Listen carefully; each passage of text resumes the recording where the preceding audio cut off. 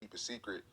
Um, Recently, well, today Hassan Campbell came out saying that you stole his style. I don't know what's his style, because he's not going to comedy. My whole goal from the time I started was Dolomite, and figuring out how to take the character to a stage or a movie. That's been my whole get up from the time I started out. I don't know what's his style. He seemed like an angry man that's still affected by his childhood molestation. Uh, he attacks people online. Uh, I bullshit online. None of this is personal. Uh, I do real community work blended in with the character. He does no community work.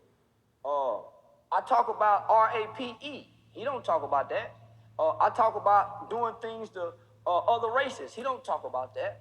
Uh, uh, I make it available where I can run into it with rappers. He don't do that. So there's no way I can mimic his style when I go live in real life. I haven't changed from the time I got from Facebook to here. I'm still in the car going live. Uh, you you you never hear me say Shout out to Say like, Cheese. share, subscribe, follow. You've never heard me say that. You never see me post my cash app. I'm trying to bypass the internet, my nigga, and get to a stage and on a big screen with this character. So they're stuck on the internet. I'm playing past it because I can't make no money here. I mean, I could tell because at the beginning, you and Hassan Campbell, y'all had a decent relationship, right? Yeah. Where did that go south at? Like, when did all that shit fall apart? I started inviting him to come do community work with us. Uh, because he's too opinionated not to have any work behind him. I watch him tear down people. That ain't my game. My game is to provoke thoughts. In the process of tearing you down, I'm gonna go back and somewhere and build back up. When I called him one day when he got into it with Mama Duck. I had info minds. Say, man, call Hassan Campbell home. I got a good idea that I think will make people look at him in a different light. And we can really do this in silence. I said, say, homie, I've been paying Mama Duck car note. She just hit me. And she's behind like something. I said, man, let's pay the whole thing. He agreed to do it. He agreed to do it. And no, I never spoke on this, never said nothing about it. He agreed Shout to out do to it, Say man. Cheese And again. then when it was time to pay, he was a no call, no show. So I lost respect for him then. Because he agreed to do it with me, Infomile. And I went back and told that lady, yes, man, he gonna do it. And he's doing this to extend an olive branch for the disrespect that he did. So he was a no call, no show. So then I invited him to come do some events. To come talk with these young killers who've been molested. Because I partner, and I want to say this attorney's name, Attorney Mitch Nolte, out of Collin County, McKinney, Texas, one of the best capital murder, death penalty lawyers in Texas.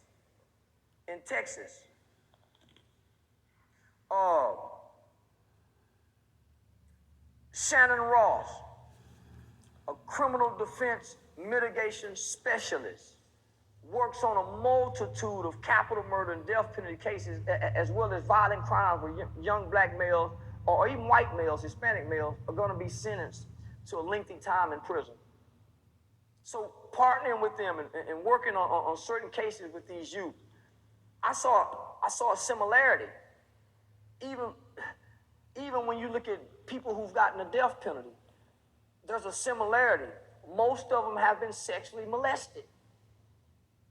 Man, when you go to looking at the background of these killers and the ones with the violent past, that violence comes from either physical abuse or sexual abuse that they're harboring. So I reach out to Hassan, homie. This nigga, man, homie, this was one of them phone calls, he crying on the phone because he frustrated from the attacks. And I'm saying, say, homie, you can bypass all that. Come to Texas, nigga. You safe here. You ain't got to worry about nothing.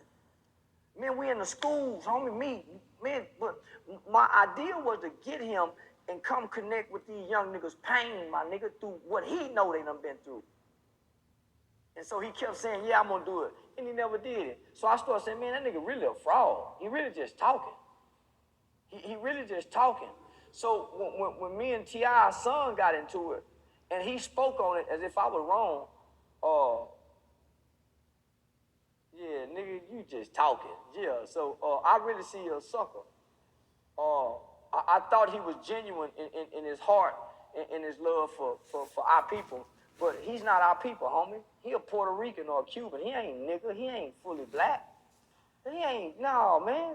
Everything in his family light skin. Man, he ain't got no darkness, but he speak against us as if he a part of this. So, no, when I saw he all talk, there's no way I'll continue to connect myself with him. No, nobody that's all talk on the internet and they're nothing in real life. I don't believe they have a position to challenge me, homie. I don't think they have a position to debate me from. If I get serious and quit bullshitting on the internet and put the character away and just brought Charleston to the internet, homie, they couldn't debate me. They can't even speak on me. But Charleston is not for the internet. Charleston give a lot in real life. Charleston run to this internet to do just what everybody else do, escape reality. Nigga, everybody else on here to escape, so I come here to escape reality, my nigga. And when I get off here, I go back to being Charleston, answering these phone calls, seeing who need, yeah, so, Charleston ain't on the internet, and I ain't finna bring Charleston to the internet. I'm gonna keep him where he at. He's more of a value where he's at.